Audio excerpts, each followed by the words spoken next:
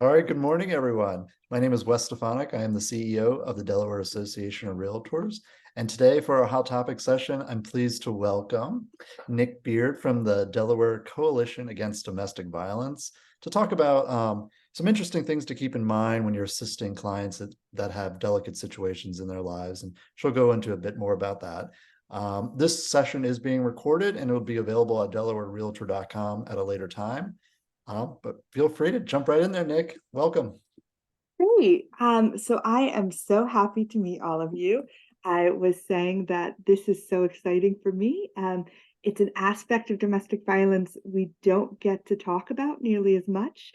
And for me, it's always great when I get to talk to people who aren't the same medical professionals or aren't the same police officers. We love our police officers, but it's important for us to recognize that this is something that we all touch upon. So I'm so glad to be here and so interested in answering any of your questions. So we're going to talk today about some of the particular situations you may encounter and how to really support a client who might be going through a rough time. So the first thing I'll say today is to take care of yourself. We're going to be talking about some very heavy topics. I know it's first thing on a Monday morning, and sometimes it can be a lot, particularly if it's something you have experience of or know someone who's experienced. If you need to take a breath, to walk away, to grab a glass of water, please do that. The most important thing is to take care of yourself. So, to jump right into it, what do we mean when we're talking about domestic violence? So, there's different ways of looking at it. In the law in Delaware, it's going to include any crime between people who fall into the definition of family. And I think that's important for you to be aware of as realtors. I always think about the Tolstoy quote about how all happy families are alike, all unhappy families are unhappy in their own way. And I will say, particularly as realtors, I think you probably see all kinds of family dynamics, everything from slightly unhealthy ones to things that might seem more abusive. I know when my husband and I were house hunting, my poor realtor pretended to be deaf whenever my mother offered her thoughts on my decorating taste. But today, we're not going to talk about that huge, broad variety of family dynamics, but really talk about abuse between intimate partners or former intimate partners. We could be here all day talking about these issues. So I'm going to focus on something particularly the intimate partner violence. So, what is domestic violence? We consider it an intentional pattern of coercive control used by one partner over the other in an intimate relationship. So, notice that when I talk about that definition, it's not a specific act that I'm referencing. It is not mentioning necessarily a physical abuse. It is about that dynamic. And when we talk about it, we think it's really important to focus on that coercive control. What is coercive control? Well, it's a pattern of abusive behavior for one partner to gain or maintain power and control over the other partner. This can manifest in a lot of ways, whether it's physical, sexual, emotional, or psychological actions or threats. The real idea behind this is that they're trying to intimidate or manipulate, humiliate. Really, it is about making sure that one person in the relationship has the power. And particularly, I will say that as the Violence Against Women Act has evolved, we've gotten more of an understanding. I would say when the Coalition Against Domestic Violence started, a few years ago now, we had much more of a sense that it was just physical abuse, but it can be psychological abuse, it can be emotional abuse. So that's something to keep in mind as to how it manifests. And to just flag, we have so much more of an understanding as to how this impacts people. This includes concern for safety in the long term. We also know that there are symptoms of PTSD that stick with people. We also know that individuals who have experienced domestic violence are more likely to experience chronic health problems long term. And for anyone who cares about children, we know that not only parents who are in abusive relationships, but children who come from abusive relationships are going to have greater long term health issues as a result of traumatic stress. Now, you might be wondering, why is this important for us to talk about? How much can this relate to me? But we know that this is a major problem, not only in our world, but in Delaware. So almost 1 in 2 women and 2 in 5 men are going to experience some form of intimate violence in their lifetime. And if we put it in perspective in Delaware terms, that is enough. If you put the number of adults who have experienced some form of this, rape, physical violence, stalking, that's going to be 2 Dover International Speedways. I think of that whenever I drive by it and think about it, 2 of them just from Delawareans alone. We say in domestic violence that everyone knows someone, and that's really true, particularly in Delaware, where we all know each other. And when you think about it, I'm putting adults, I'm not even including teenagers who are very likely to be in abusive, intimate relationships. So hopefully this is a helpful way for you to visualize it. Now, what does this mean in a context for you as realtors and selling people houses? One thing that I learned while prepping for this webinar is that the National Association of Realtors was actually supporters of the Violence Against Women Act. When the reauthorization of the Violence Against Women Act was coming, you wrote a letter that said a quote that I really love, which is that you believe that everyone deserves a high quality, safe, affordable home. And to be honest, the safe is what we're talking about today. I love that that is something that you think about, that everyone deserves to feel safe in their home. And so total kudos for the realtors for thinking that when we do our job, people get to be safe. That's an amazing thing, and you should be very proud of yourselves.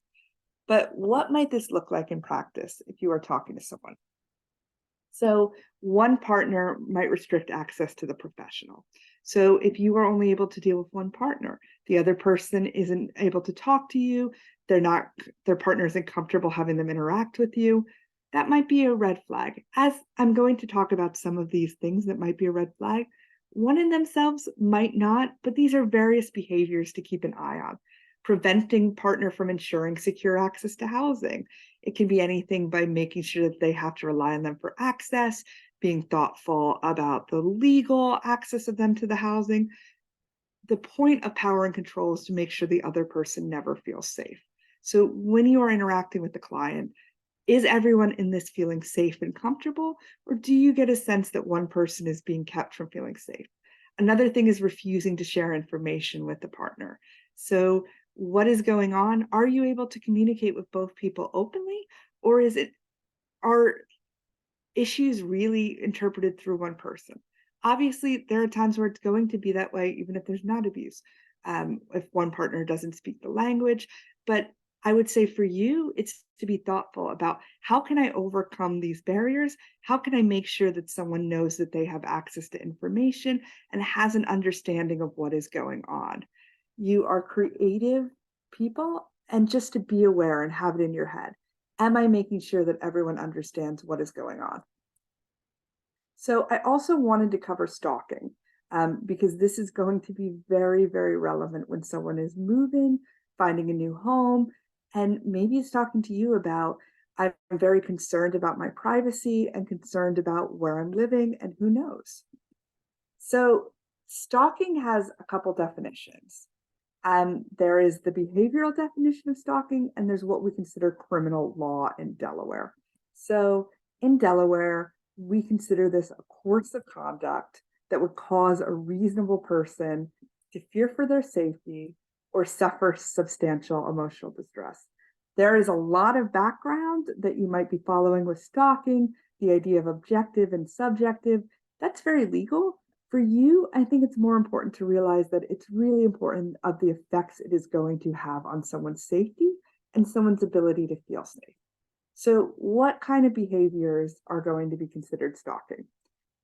Looking at someone's social media all the time, texting someone 100 times over the course of the day, showing up repeatedly in the same place as someone, repeatedly posting on someone's social network. All of those can be stalking. Context is really, really important. Something that might not seem scary to you might be scary to the victim. We worked with someone at our agency who was said, well, he keeps sending me flowers. But flowers, while it might not seem scary to us, if they are being sent repeatedly as a sign of, I know where you are and I can get to you, that is a really scary thing. They often mean something only between the offender and the victim. You listening to them wouldn't necessarily think, oh, flowers, that's scary. But to the victim who knows something about what that means, it's there. So I would say that if a client tells you, I am very concerned about flowers being sent to me, someone asking my address to send me flowers, it might not seem like a big deal, but if they are concerned about it, just make sure that you take them very seriously. So this is the Delaware Criminal Code. Again, someone's normally going to be afraid of physical injury or some serious mental anguish. That is normally what they are concerned about when it comes to stalking. And I want to talk about what this is going to mean for how someone really feels about things, the dynamic of trauma. Because even if you are working with someone who maybe underwent domestic violence a couple of years ago or has recovered from a stalking case, there is still going to be trauma. So I was hoping people might want to put in the chat or unmute. When you think of trauma, what do you think about? What is the first thing that comes to mind for you?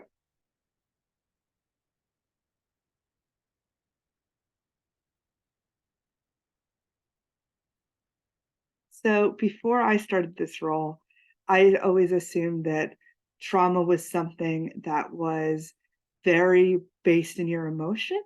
And it was only when I started working that I realized that it can really have physical manifestations as well. So some of the idea of how we view trauma can be very limited. Trauma is unique to every person's experience. I wish when I was doing these trainings that I could tell you someone who is experiencing domestic violence is going to exhibit behavior A, behavior B, and behavior C. That's it. See those three behaviors, check, you know that. Unfortunately, it's just not that universal.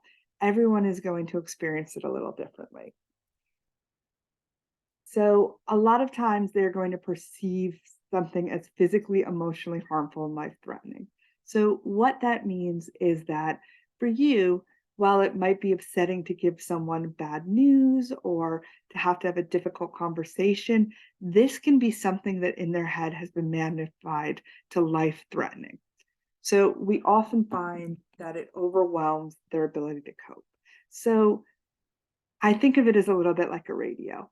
In your head, you think, well, this person should be at a 3, but it seems like they're really at a 12. That volume adjustment, the ability to be able to react in a way that's more proportional, that can really be a broken dial when it comes to someone who's experienced trauma. Lasting physical and emotional effects. And I keep saying that, but I would love to reiterate that it really does impact how they perceive the world and how it affects their feelings, their body, their health. This is something that a lot of people don't just get over quickly. It's something that becomes part of their life. I think it's important to remember that trauma is both the event, but also the response to the event. And I wish the moment the event was over, the response would be over too. But feelings about it really do stay with it indefinitely. We like to use the photo of the elephant on the ball because when you are experiencing trauma, you are on that ball. You are looking at it and thinking, how do I balance? And not necessarily having the skills to balance as well as you can. Although that elephant seems to be doing a great job on the ball. So maybe it's a little bit of a mixed metaphor. But the reality is that how you cope is not always going to be applicable to every situation. The coping skills that you use to handle the abuse isn't necessarily going to be the best way to communicate with your realtor, for example. So as a field, we talk a lot about the fight, flight, and freeze stress response because it changes your brain when you are experiencing trauma. So I know some of this I am reiterating, but it's because it is really important to remember and try to have empathy for. The threats seem much bigger than they are. Our filtering system, which tells us what's a threat and what isn't, doesn't work as well. And our judgment and our language just isn't what we want it to be. they become incredibly sensitive. The idea of this hair trigger temper, that can be someone who is experiencing violence.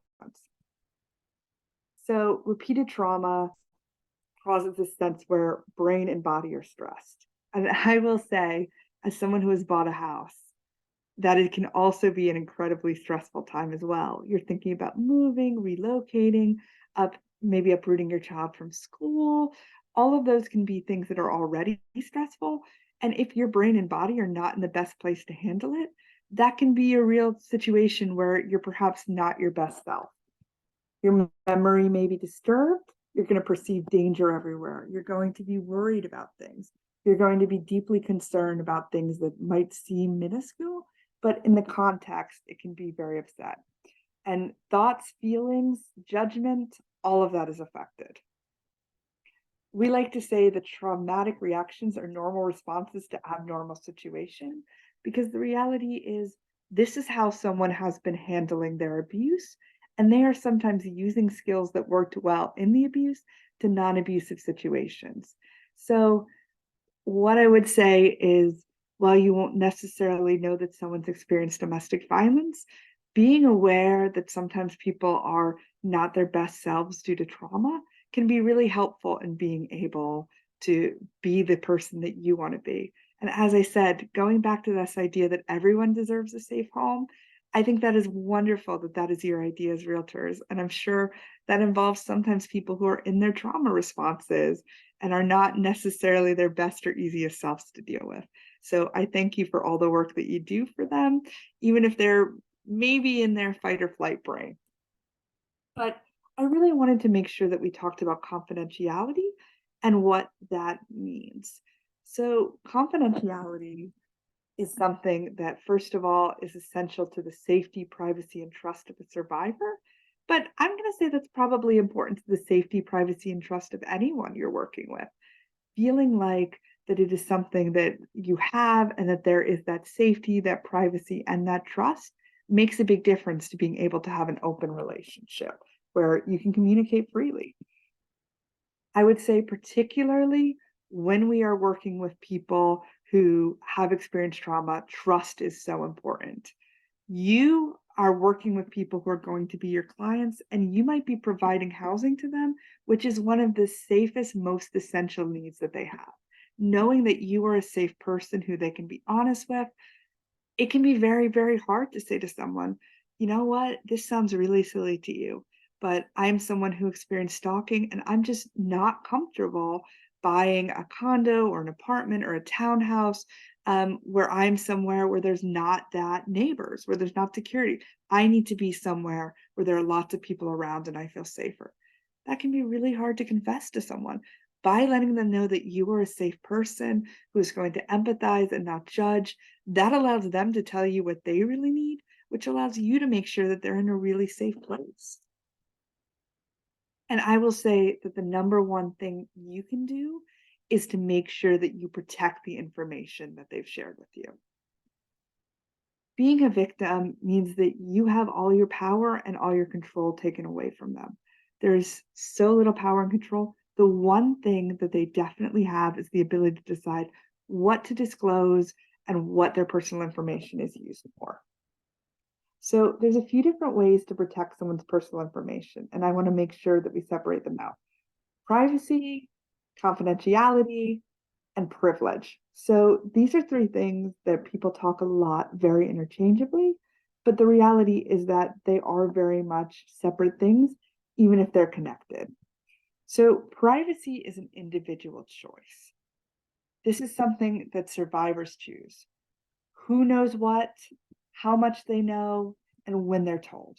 So, for example, this is when a survivor decides, well, I've just met this realtor. I don't know if I can trust them yet. Maybe they need to sound you out a little bit. Maybe they need to build that relationship with you before they feel comfortable. Maybe they need to get a sense of how understanding you are about trauma or how much they can confide. That is certainly a process. I will say in DV services, sometimes we do wish someone would just confide in the first 5 minutes. I am a domestic violence survivor and I need housing, I need shelter services, I need safety planning.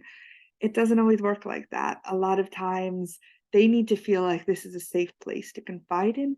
So they are going to do that at their own pace. So just remember that because someone hasn't told you right away, I have safety concerns, doesn't mean that they won't necessarily do that as they build it. And building that relationship makes a big difference. Now, confidentiality, we say is a promise, and that is the promise that you are going to protect and respect your choices. So it is your duty to protect the information that they've shared and respect the choice that they've made. So where does that responsibility comes from? I know that you have ethical requirements as providers, that what your confidentiality is, what that means, those are really important. Those are there for really good reasons. I know when doing some research that fiduciary duty is so important, but not just for their financial, but also for their safety, keeping their privacy. If they say to you, I need to leave this home, but I'm not ready for my partner to know I'm safe.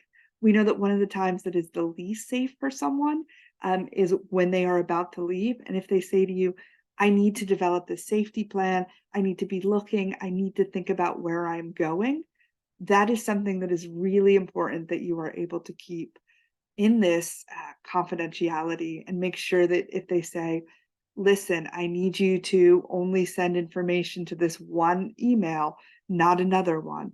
Make sure that you are respectful and being thoughtful. Can I email you? Can I call you? What are ways that we can work together to respect that? I know that you are creative, innovative people. If anyone can come up with good ways to communicate, it is absolutely you. We even use faxing in my line of work, which I didn't even know there were faxes until I started working. It is still a thing.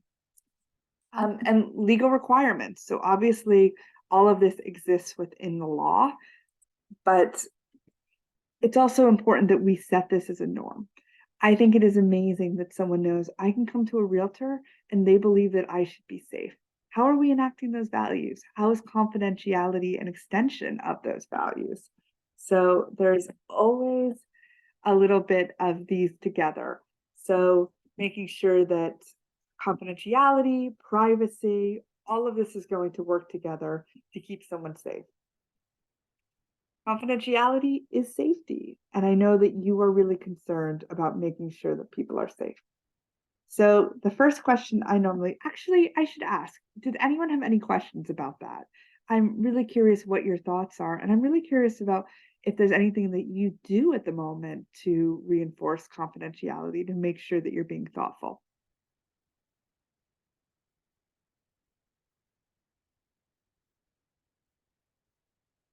I know you're probably doing amazing things. Is it something that's ever come up for any of you?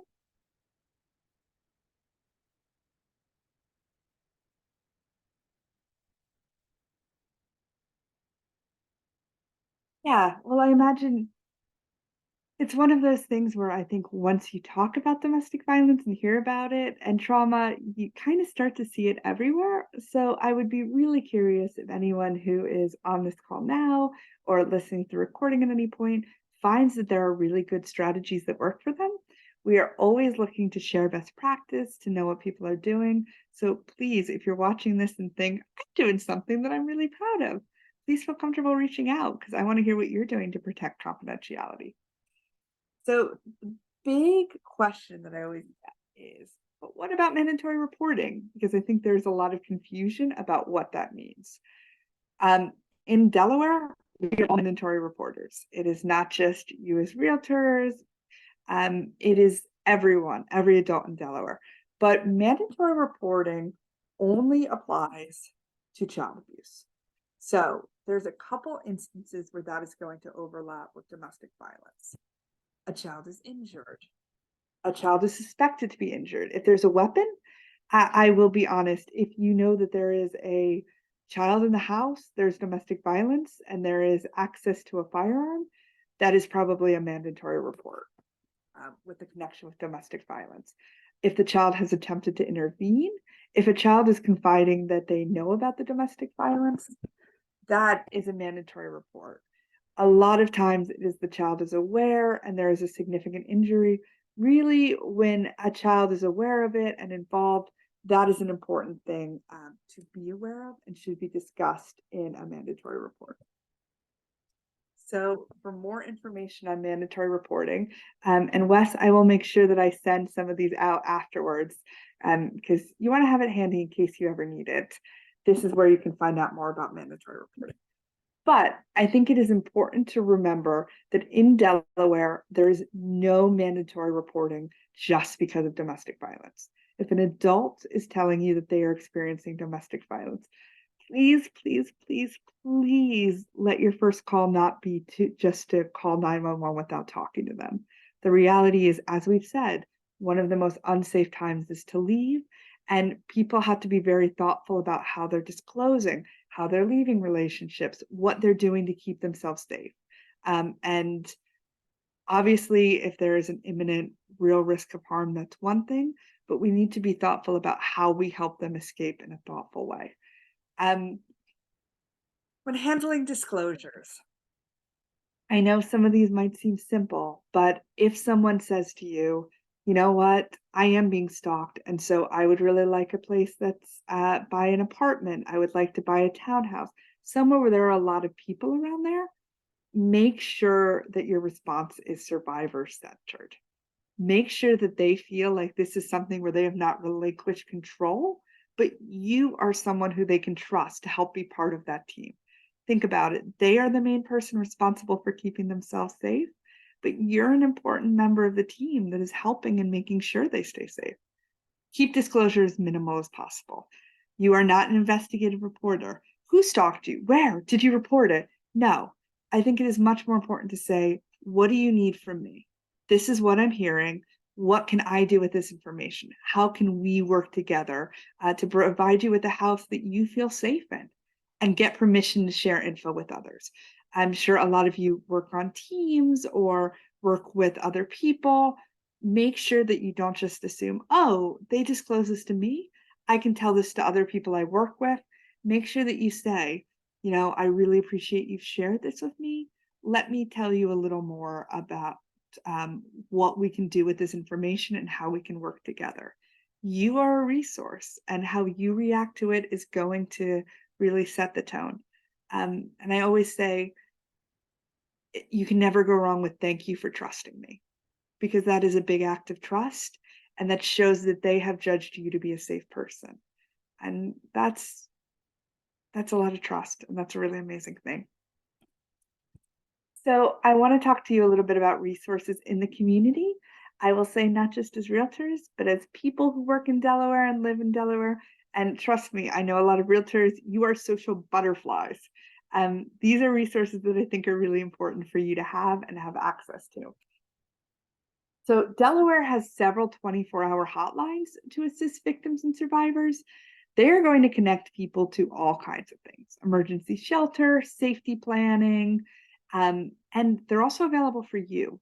If you are dealing with someone who is experiencing domestic violence and thinking, you know what, that was a really rough experience, I would really like someone to talk to about how that made me feel, that is what the hotline is for. So it is something that is always accessible for you. There are trained advocates answering the call, and they're there to help. Over 3,000 calls are made to the hotline in a year here in Delaware. Yeah. So trust me, you are not alone if you are making a call to a hotline. Shelters in Delaware, we have 2 in Newcastle County, 3 in Kent and Sussex. And I think it is important to look that these are confidential locations, 24/7 supports, and that they help people find shelter. So if you are someone who tells you, listen, I called you because you're a realtor, but what I need is help tomorrow, I think you're good at your jobs. I'm not sure you can get someone out of their home tomorrow. Am I wrong about that, Wes? It's probably pretty quick. So if someone, yeah, maybe. But if not, and someone really needs that immediate intervention, I would say shelters are a really good support service. And also things that they offer: safety planning, goal setting, deciding. So if you're talking to someone whose goal is, I am in a home with my partner and I am trying to get out, the shelter services, even if they're not staying in a shelter, can help them figure out, how do they do that? How do they set goals? How do they figure out how to keep themselves safe? It might sound silly, but we had someone in a shelter in Sussex that was saying, oh, this person did not have ID because their partner had always had a copy of their ID and they were never allowed to have it. Taking them to the local DMV to get a copy of the ID was a major step in getting out. Connection to other services, legal, employment, housing, social services, all of that is connections that can be made. And community DV resources, so the 24-hour hotlines, shelter services, protection from abuse support. I wanted to mention these because these are things that I think may be very relevant that come up. So protection from abuse support is something where they are what we have in Delaware that are often publicly known as restraining orders. So it is the idea of having that protection. And so this is a resource for someone to mention if they tell you, listen, my ex-partner and I have split up, but he keeps showing up, he keeps following me. I'm trying to buy a house where he doesn't know where I am. It might be worth saying to someone, maybe talk to someone about a protection from abuse order and connect them to this domestic violence advocacy program in the courthouse. Michelle, you unmuted. Did you have anything you wanted to say?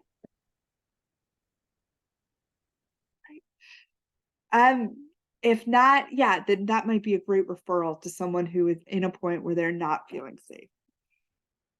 They help survivors navigate the family court system. In Delaware, protection from abuse orders are handled within the family court. And trust me, I'm a lawyer and I still feel intimidated when I walk into the family court. So having someone who can explain the system and decide whether or not it's the right step for them makes a big difference. And again, services are located in all 3 county courthouses. I want to reiterate that whether or not you are working in the center of Wilmington or in the far reaches of Sussex, there is someone available who is there to help. So resources all over the state. Something else I really wanted to flag is the financial literacy work that is happening for groups like YWCA. And that's education about managing finances, budgeting, credit, etc. I know how much all of you believe that it is really important to find empowerment through being able to grant your own financial empowerment. Definitely recommend that if you talk to someone and you think, I'm not sure you're in the right place to buy a house yet, these are services that might get them there. So definitely recommend being able to pass people on. And so this is just a sampling of all the things we have available. I wish we had even more. There is a lot though, but if someone is having a problem, I would say always refer them to the hotline, which can then tell them what the next step is. And national resources, I know you might not work in Delaware, and so making sure that if you are not always in Delaware, there's the national ones. I use the teen dating abuse, probably not as relevant for your professional life, but always a good thing to know. And then the 24-hour hotlines, 24 hours if you ever need them. Abriendo Puertas is in Spanish if you have any Spanish-speaking clients. So I will be sure to send these out afterwards. I like to keep them just in case they ever need them. And finally, I was going to say, if you need any additional support, if you have any questions, if you have any really good practice that you're using, that's my email. I would love to hear from all of you and hear what you're doing. Thank you so much, Nick. This was a very sad, enlightening, very interesting conversation. So thank you so much for doing it. I mean, one question I have is, so the Delaware Coalition Against Domestic Violence, do you guys run most of those resources? Can you tell us a little more about the organization itself? Yeah, absolutely. So we are the coalition of all the programs that provide support services. I know that you think Delaware is a small state. How can we have so many people doing supports? But we have 5 different member programs who provide it. Child Inc. in Newcastle County, People's Place in Canton, Sussex. Delaware Center for Justice actually does a lot of support for elderly survivors of abuse. It's not something you think about when you hear about the Delaware Center for Justice. The Community Legal Aid and Delaware Volunteer Legal Services both help survivors access that legal support in family court. and the YWCA does amazing shelter work and hotline work. So we do not run it ourselves, but what I will say is because we are such a small state, we're a degree away from the people who are able to help you. So something I hope that anyone watching this presentation feels comfortable of is that if you think, I have a problem I'm dealing with, and I'd like to strategize a little bit because I'm not sure where to send them, my email's there. I can give you my phone number. We love helping people figure out how they can help. So we are always a good resource if you ever need anything. Yeah, we appreciate that. Thank you. Does anybody in the audience have any questions? Feel free to unmute. Um, any final thoughts, Nick, if there's no questions? No questions, but thank you.